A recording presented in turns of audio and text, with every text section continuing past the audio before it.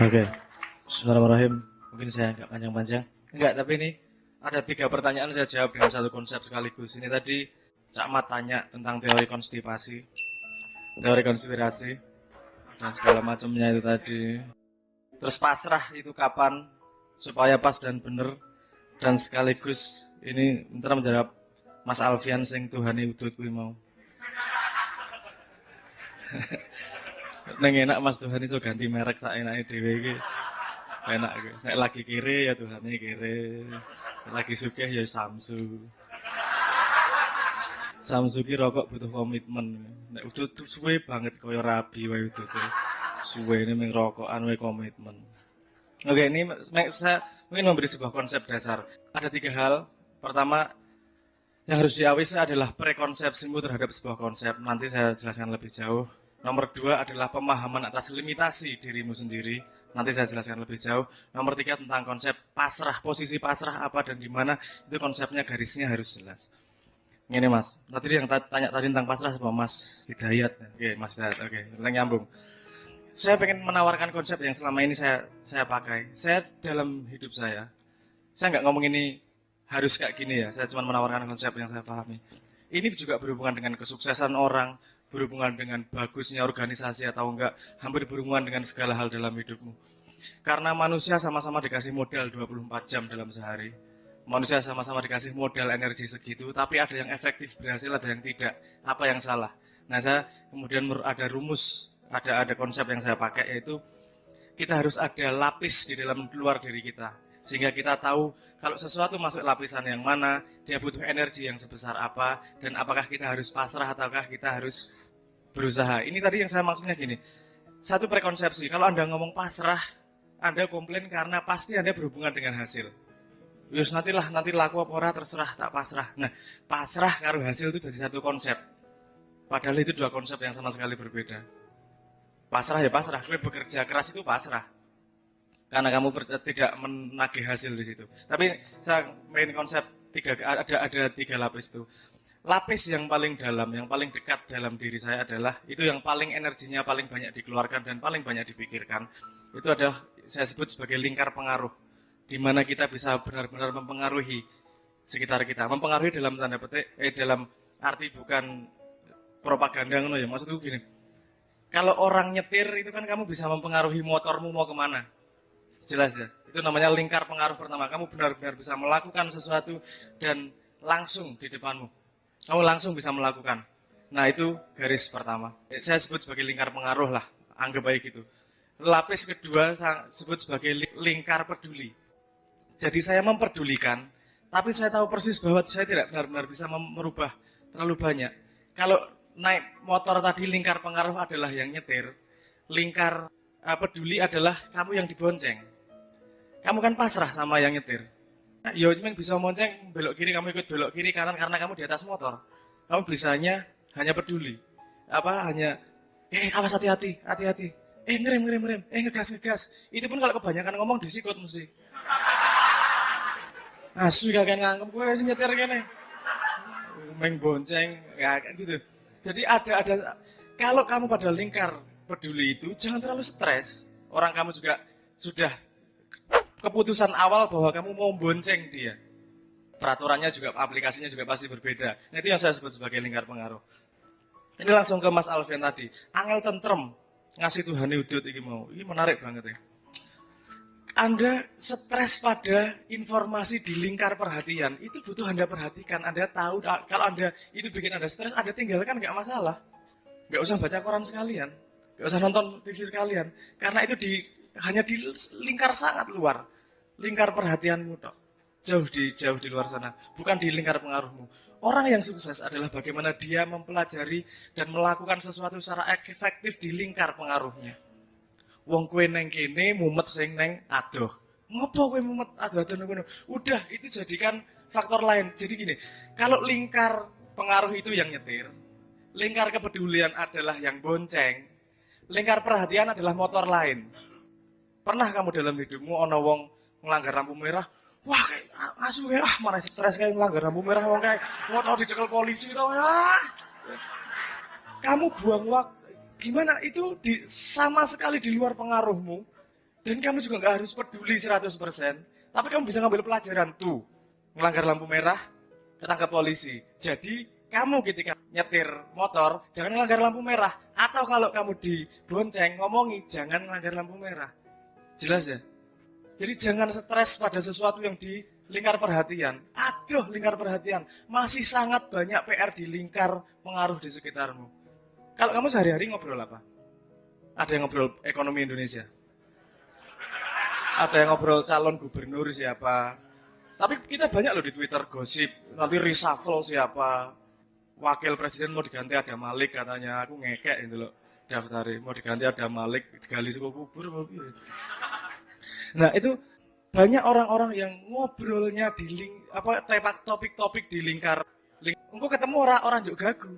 Karena kamu tahu persis yang bisa kamu rubah adalah yang di dalam lingkar pengaruhmu, bukan di lingkar perhatianmu. Ojo salah itu. Ojo jangan salah meletakkan informasi pada yang tidak pada tempatnya. Nah, pasrah letaknya di mana? Kalau kamu sudah tahu peta ini otomatis ketok. Semua hal-hal yang kamu di posisi lingkar perhatian atau lingkar peduli, itu kamu cuma bisa pasrah. Ora sah urusan kerjaan, ora sah urusan apa-apa. Kowe bonceng mobil wae. Kamu naik di dalam mobil, bonceng di motor itu kan kamu juga cuma bisa pasrah. Arep piye kowe? Melu tak ewangi kene ngidak gas. Ya ora iso. Ya buyar toh. Itu saja kamu harus pasrah mau gak mau. Tapi ketika sesuatu masuk dalam lingkar pengaruhmu, jangan pernah berhenti melakukan yang terbaik. Karena itu memang di depan matamu, kepasrahan. Tuhan memasrahkan sesuatu pada dirimu untuk kau perbuat dan kau perbaiki. Nah, nek kowe arep memasrahkan sesuatu kepada Tuhan agar diurusi, kowe kudu menyediakan diri kepada Tuhan bahwa nek ana sing ning ngarepku, tak urusi dengan baik Tuhan. Aku akan memperlakukan makhlukmu seperti aku ingin diperlakukan oleh Tuhanku. Ancep tau? Logikanya jelas ya.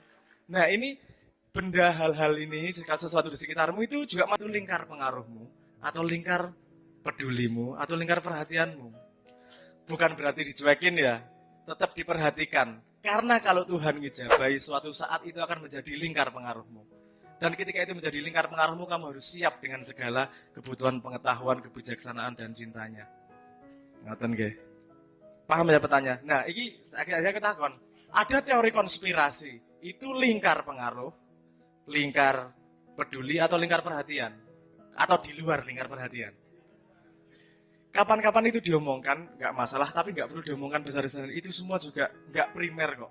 Asal kamu melakukan lingkar pengaruhmu dengan benar, merasa gembede lah. Yang benar kamu lihat benar-benar memang apa yang bisa kamu lakukan, yang dalam lingkar pengaruhmu kamu lakukan dengan benar.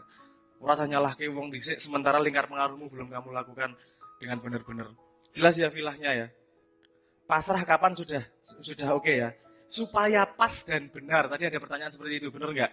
Nah, pas dan benar itu yang kamu maksud skenariomu atau skenario Tuhan? Oke, itu lingkar pengaruh atau lingkar perhatian atau lingkar kepedulian? Wes ya bisa ya, kita nggak stres dengan itu, ya ketawa mengguyu-guyon, payah standar gini. Supaya pas dan benar. Kalau pas dan benar menurut Tuhan, kamu nggak akan bisa tahu kapan titiknya. Yang bisa kamu lakukan adalah kusnuzon akan hasilnya. Karena kamu nggak akan pernah tahu kapan. Yang kamu anggap buruk sekarang bisa jadi mempersiapkanmu untuk kebaikan di masa depan yang kamu nggak pernah tahu. Ceritamu itu panjang dan kamu belum tahu perjalanan ceritamu sepanjang itu. Jadi untuk tahu tentang pas dan benar, itu kamu harus juga mau setia untuk melewati proses perjalanan itu.